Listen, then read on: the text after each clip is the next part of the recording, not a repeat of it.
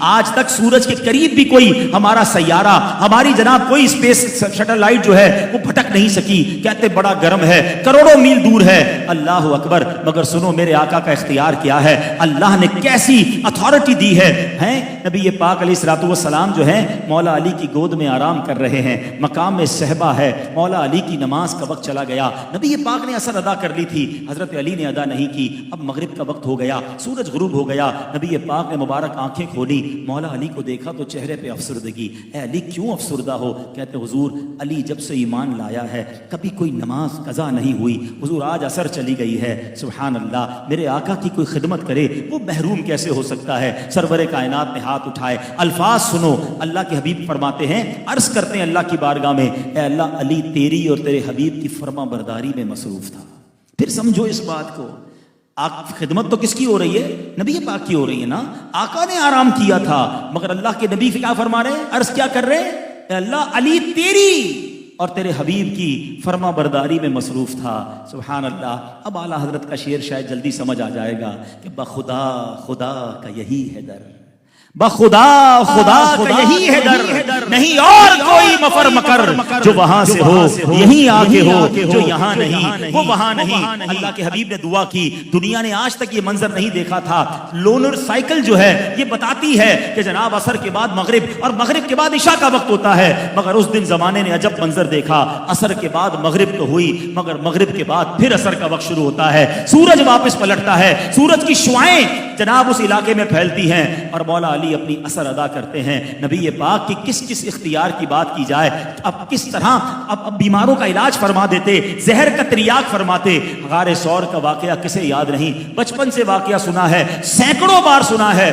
جب بھی سنتے ہی ایمان تازہ ہوتا ہے کہ سیدنا ابوبکر صدیق کی گود میں جب نبی پاک آرام فرما رہے تھے، سانپ نے کاٹا. صدیق اکبر نے کیا فیصلہ کیا؟ جان جاتی ہے تو جائے، محبوب پاک کا آرام میں خلل نہیں ہونا چاہیے. آنکھوں سے آنسو نکلے، نبی پاک کے مبارک رخسار پر گرتے ہیں. آقا آنکھیں کھل کے فرماتے ہیں، اے ابو بکر کیا ہوا؟ کہتے حضور سانپ نے کاٹ لیا ہے. نبی پاک نے کسی ایمرجنسی وارڈ کی طرف نہیں بھیجا، کسی ہاسپٹل کے پاس نہیں بھیجا.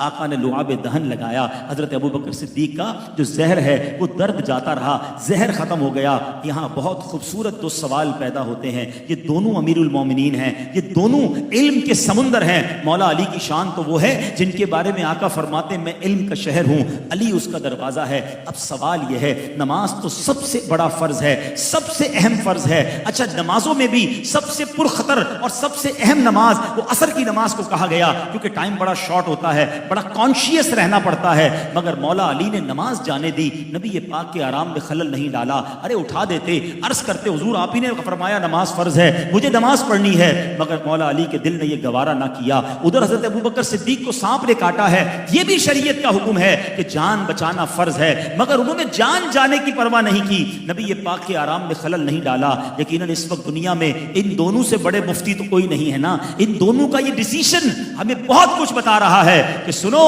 یہ فیصلہ کیا تھا، یہ ڈیسیشن کیا تھا، سیکھنے کو کیا ملا.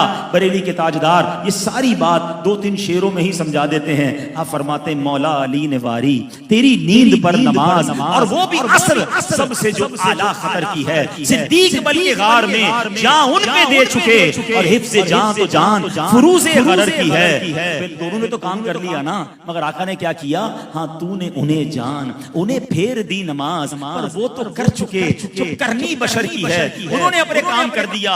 اب اعلیٰ حضرت کہتے سیکھنے کو کیا ملا، عطر کیا ہے، ایسنس کیا ہے، ان دونوں واقعات سے سیکھنا کیا ہے. آپ کہتے ہیں ثابت ہوا کہ جملہ فرائض فرو ہیں. پتا چلا کہ سارے فرض جو ہے نا یہ شاخیں ہیں، فرو کہتے ہیں برانچز کو. تو پھر اصل کیا ہے، ٹری کیا ہے، تنا کیا ہے؟ فرمایا ثابت ہوا کہ جملہ فرائض فرو ہیں، اصل الاصول بندگی استاجور کی ہے. آقا راضی ہیں تو رب راضی ہے. تم ساری زندگی نمازیں پڑھ لو، ساری زندگی قرآن پڑھ لو، اگر دل میں عشق رسول نہیں ہے اور تم سے اللہ کے حبیب راضی نہیں ہیں، تمہاری نمازیں کام نہیں آنی، تمہارے روزے اور عبادتیں کام نہیں آنی. کیونکہ ثابت ہوا کہ جملہ فرائض فرو ہیں، اصل الاصول بندگی استاجور کی ہے. نبی پاک کی رضا کو تھامے رکھنا، کیونکہ یہ راضی ہو گئے تو رب بھی راضی ہو جائے گا. کیونکہ آقا رب کے حبیب ہیں، حبیب راضی ہو جائے گا تو ان کا رب بھی ہم سے راضی ہو جائے گا.